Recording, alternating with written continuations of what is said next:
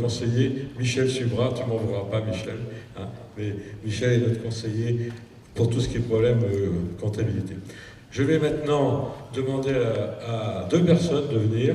Je vais demander à Bernard Lelanne, hein, qui va laisser sa caméra, et puis à Alain Milone, hein, de venir sur la scène pour nous présenter le bilan du site internet et des systèmes d'information. Hein. Alain Milone, vous allez en faire sa connaissance.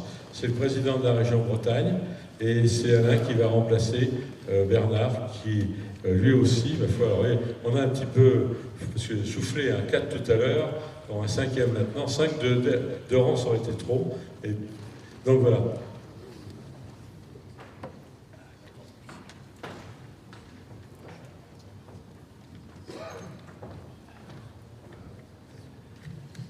À toi, Bernard. Bien, bonjour à tous.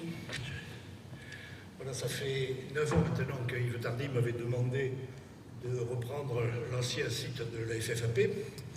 Donc j'étais pas très chaud au départ, puisque je voulais simplement être conseiller et non pas acteur, mais on a tellement insisté que j'ai fini par accepter.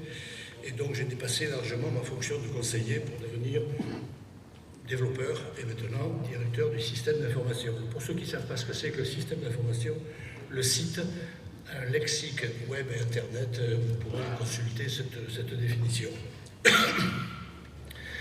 Et je suis assez content parce qu'en 9 ans, pour environ 10 000 heures de travail, un petit peu plus d'ailleurs, j'ai fait le compte, le site a acquis une renommée non seulement nationale mais internationale. C'est Bernard Jiménez qui nous le disait. Quand il va dans ses réunions, il y a plusieurs pays qui nous envient.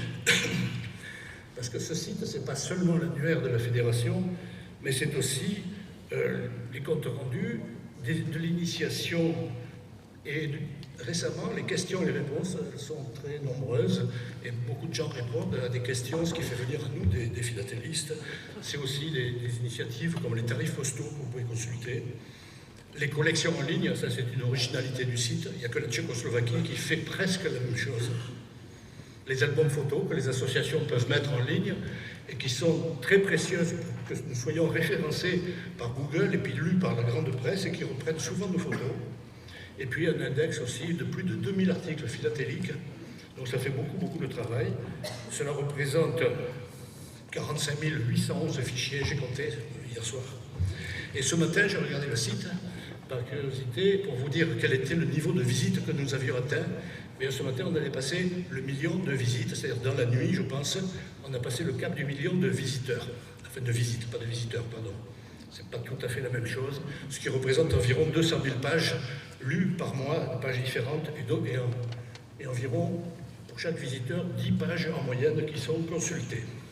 Voilà pour dire à peu près, grosso modo, ce qu'est ce site. Mais il n'y a pas que le site, il y a aussi dans nos activités, bien sûr, le système d'information, je n'y reviens pas, mais aussi Facebook, qui est repris, qui est géré par Clément Chevalier, et Twitter, qui n'est pas utilisé, c'est bien dommage. Il faudrait qu'on imite certains politiques pour nous faire connaître. C'est très facile à utiliser, mais je n'ai pas eu le temps de m'en occuper. Je voudrais dire aussi que le conseil